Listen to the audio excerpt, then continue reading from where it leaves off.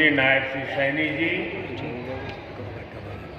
केंद्रीय मंत्रिमंडल के मेरे सहयोगी मनोहर लाल जी, राव इंद्रजीत सिंह जी, कृष्णपाल जी,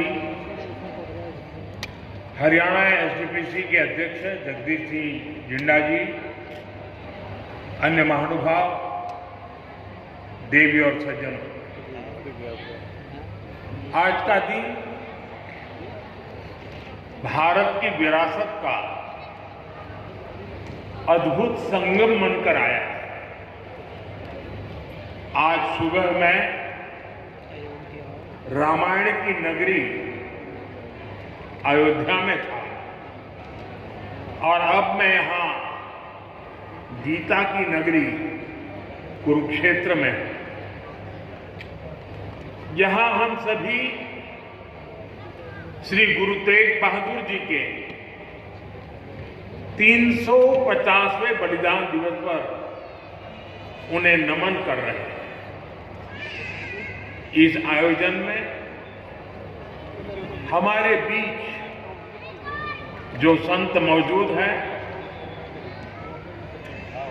जो सम्मानित संगत उपस्थित है, मैं आप सभी को श्रद्धापूर्वक नमन करता हूं। साथियों,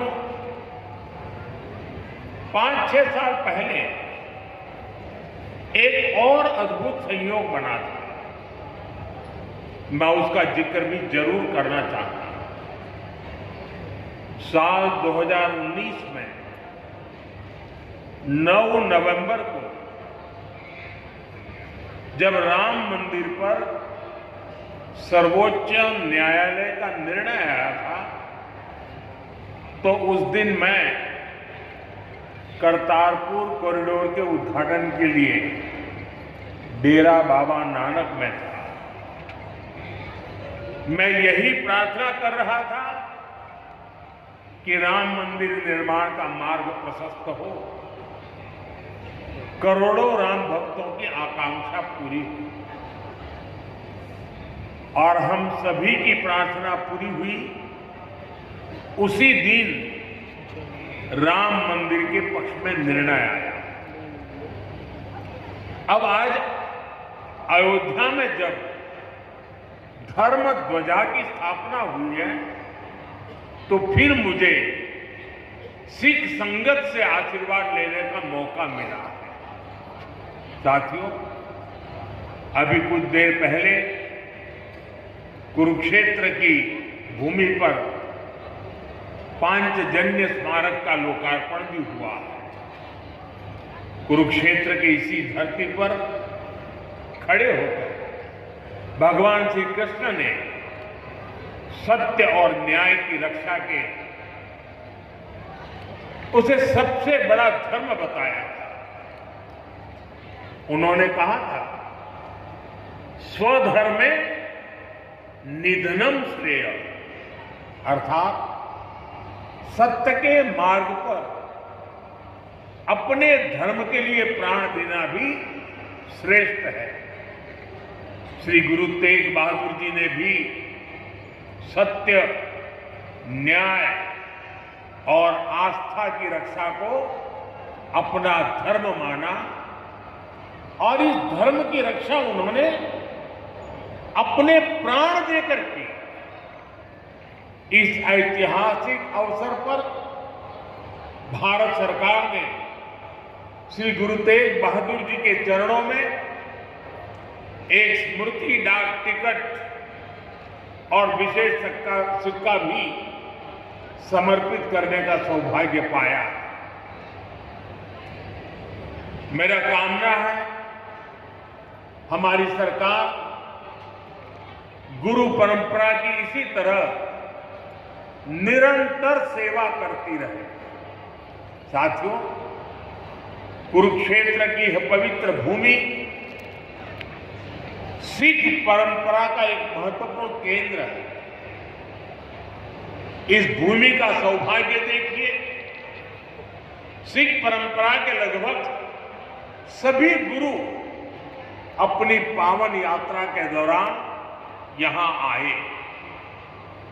जब 9वीं पातशाही श्री गुरु तेग बहादुर जी इस पवित्र भूमि पर पधारे तो उन्होंने यहां अपने गहन तप और निर्भीक साहस की छाप छोड़ी थी। साथियों, श्री गुरु तेग बहादुर जी जैसे व्यक्तित्व इतिहास में विरले ही होते। उनका जीवन, उनका त्याग, उनका चरित्र बहुत बड़ी प्रेरणा है। मुगल आक्रांताओं के उस काल में गुरु साहब ने वीरता का आदर्श स्थापित किया। हम सब जानते हैं कि श्री गुरु तेग बहादुर जी के शहीद होने से पहले क्या हुआ। मुगल आक्रांताओं के उस काल में कश्मीरी हिंदुओं को जबरन धर्मांतरण किया जा रहा है।